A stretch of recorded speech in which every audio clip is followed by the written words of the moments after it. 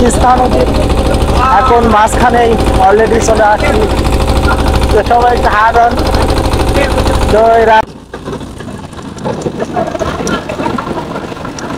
আসসালামু আলাইকুম, কি অবস্থা আপনাদের? তো আজকে আমরা যাব উত্তরবঙ্গের সবচেয়ে বড় নদী, যেটা আমরা জানি যে তিস্তা। সেই তিস্তা নদীর পাড়ে যাব এবং ওই জায়গার লোকের জীবনমান এই বর্ষাকালে কিরকম চলতেছে সেই বিষয়গুলো আজকে আমি আপনাদের কাছে তুলে ধরবো। আমরা অবশেষে এখন একটা ভ্যানে উঠছি, ভ্যানে করে যাব আমরা তিস্তা। তো তিস্তার ভিউটা আপনাদেরকে দেখাবো এবং সেখানকার পরিস্থিতি কি সেগুলোও দেখাবো।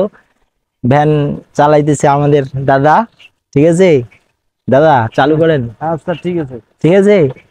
তো আমরা আসলে গ্রাম অঞ্চলে, তো তো ভ্যান ছাড়া আসলে এটাই হচ্ছে গরিবের একটা কি, এই ভ্যানটা হচ্ছে গরিবের পরিবহন। আমরা যারা ভ্যানে চলাচল করি, আসলে যাদের বাইক নাই তারা কিন্তু আমরা এরকম ভ্যানেই করে যাতায়াত করে থাকি। এটা হচ্ছে এলাকার একটা রাস্তা, খুবই সুন্দর একটা রাস্তা, চারদিকে আচ্ছা দুই পাশে আছে গাছ এবং দৌড়ে টানেন সমস্যা নাই। ভ্যানের স্পিড কিন্তু খুবই দ্রুত গতিতে চলতেছে। আমরা অল্প সময়ের মধ্যে কিন্তু তিস্তা নদীর কাছে যেতে পারবো। রাস্তার ভিউটা কিন্তু অসাধারণ। রাস্তার দুই ধারে কিন্তু সুন্দর বাড়ি এবং বাস দুই ধারে দেখতে পারবেন। এটা আসলে গ্রামের একটা ভিউ। তো যারা গ্রামে থাকেন তারা বুঝতে পারবেন যে গ্রামের ভিউ কত সুন্দর লাগে। তো আমরা আসলে গ্রামের ভিতর দিয়ে চলে যাচ্ছি, তো ভাবলাম আপনাদেরকে এটাও শেয়ার করি। দেখতেছেন কত, আমরা এখন একটা গ্রামের বাজারে চলে আসছি, মানে গাড়িতে করে আস্তে আস্তে। এটা হচ্ছে গ্রামের একটা বাজার। তো গ্রামের বাজারের ভিউটা যদি আমি আপনাদেরকে একটু দেখাই, যে দুই দিকেই কিন্তু সুন্দর সুন্দর দোকান আছে, ছোট ছোট দোকান। এটা আর কি তুলসীর হাট বলে থাকে। কই দিয়েছো?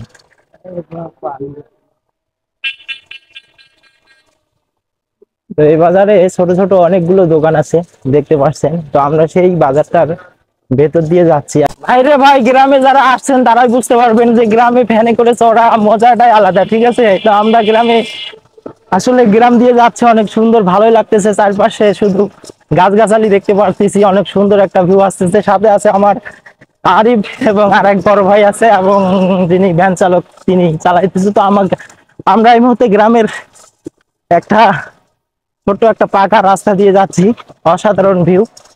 তো অবশ্যই ভিডিওটা শেয়ার করে পাশে থাকবেন আমার।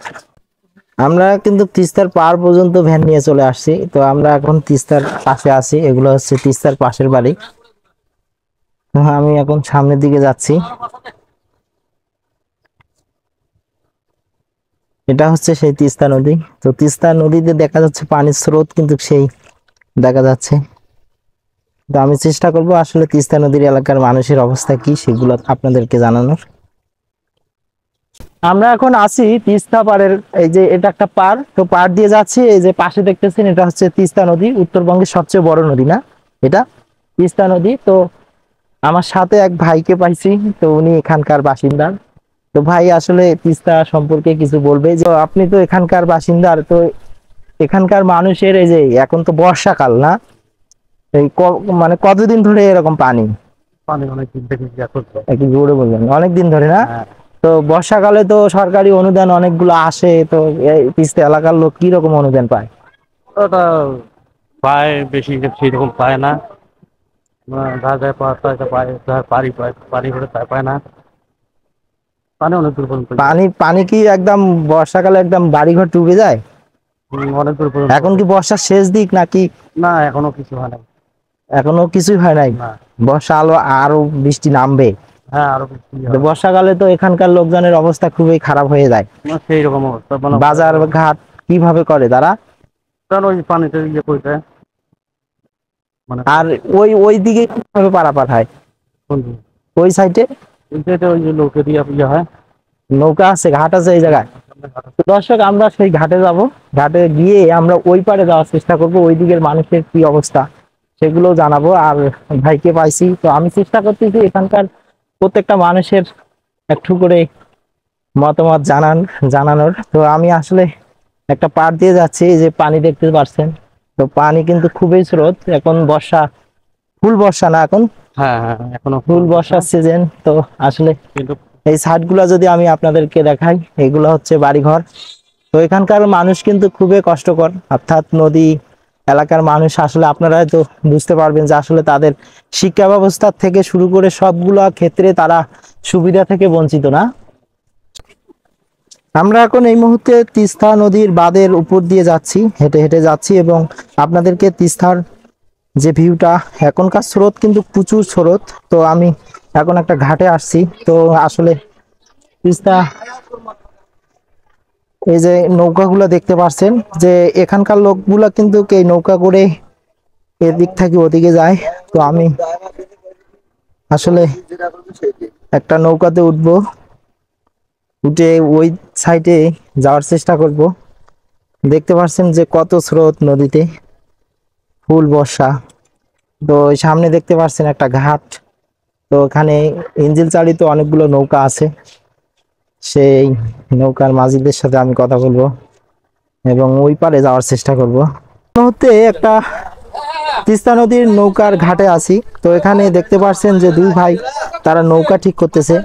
আসলে এটা একটা ইঞ্জিন চালিত নৌকা। তো এই যে দেখতে পাচ্ছেন যে ছোট্ট একটা ফ্যান দিয়ে কিন্তু এই নৌকাটা তারা নিয়ন্ত্রণ করে থাকে। আর আমি যদি নৌকাটার একটু ইঞ্জিনটা দেখাই, তো এটা একটা শ্যালো মেশিন। তো এই শ্যালো মেশিনটা দিয়ে তারা এই নৌকাটা বহন মানে পরিচালনা করে থাকে। তো আমি তাদের সাথে কথা বলবো এই নৌকা দিয়ে তারা কি করে এবং সেগুলো জানার চেষ্টা করব। তো আপনারা সাথে থাকবেন। দিয়ে আপনারা কি করেন? মাছ ধরেন, তারপর লোক বহন করেন না? ও, মানে বর্ষার সিজনে শুধু নৌকা চালান নাকি অন্য কোনো, মানে আপনাদের পেশা হিসাবে এখন বর্ষা সিজনে শুধু মাছ ধরা না? তো আপনারা দেখতে পাচ্ছেন যে এখানে দুই ভাই আছে, এই নৌকা দুটা ঠিক করতেছে। আসলে তারা এই নৌকা করে তাদের জীবন জীবিকা চালাইতেছে। আসলে মাছ ধরে তারপর তারা বাজারে বিক্রি করে। তো আমি চেষ্টা করব আরো, এখানে অনেকগুলো, এই যেখানে দেখতেছেন অনেকগুলো বোট আছে। তো এই নৌ তিস্তা নদীর পাড়ে যেগুলো বাড়ি আছে সেগুলো আমি দেখানোর চেষ্টা করব এবং তাদের জীবনের মান কিভাবে চলতেছে এই বর্ষা মৌসুমে সেগুলো আমি জানানোর চেষ্টা করব। তিস্তা নদীর কি স্রোত রে ভাই, কোন দিক দিয়ে আসতেছে যে বোঝা যাচ্ছে না। একটা যাচ্ছে সোজা, আর একটা আছে এদিক দিয়ে, আর কি চারদিক দিয়ে কিন্তু তিস্তা নদীর স্রোত আসতেছে। বুঝতে পারছেন? যারা তিস্তা আসেন নাই অবশ্যই তিস্তা আসবেন, তিস্তা দেখবেন। এটা উত্তরবঙ্গের সবচেয়ে একটা বড় নদী। আমরা এই তিস্তার যে বর্তমান যে এই ঘাটটাতে আছি, এটা হচ্ছে বড়াইবাড়ি তিস্তা নদীর ঘাট। অর্থাৎ বড়াইবাড়ি বাজার থেকে আপনারা যদি 5 মিনিট হাঁটেন তাহলে এই জায়গায় আসতে পারবেন। তো আমরা এখন সেই জায়গায় আসছি এবং এখানকার দেখতে পাচ্ছেন যে নদীর ঠিক সাইডে এই বাড়িটা, এই বাড়ির লোকগুলা কি নিরাপত্তা থাকে এবং সেটা ওরাই জানে। এবং আপনাদের যদি এই সাইডে দেখাই, এই সাইডের সামনে একটা স্কুল আছে। এই স্কুলের ছোট ছোট অনেক শিক্ষার্থী সেখানে পড়াশোনা করে। তো আসলে যখন নদী ভাঙবে বা আসলে তারা কত রিস্কে জীবন যাপন করে, যারা নদীর পাশে বাসা, শুধু তারাই বুঝতে পারবে।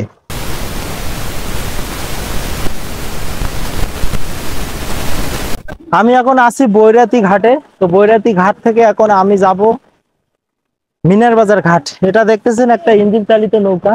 তো এখানে অনেকেই এই যে তাদের মালামাল তুলতেছে। এটা হচ্ছে ঘাট, সেখানকার লোকজন এখানে থাকে এবং এখান থেকে তারপর এই নদীর ওই পারে চলে যায়। তো আমি এই মুহূর্তে একটা ইঞ্জিন চালিত নৌকার মধ্যে আছি এবং সেখানে সবাই মালামাল তুলতেছে এবং অপেক্ষা করতেছে একটু পরে এই নৌকাটা ছাড়বে।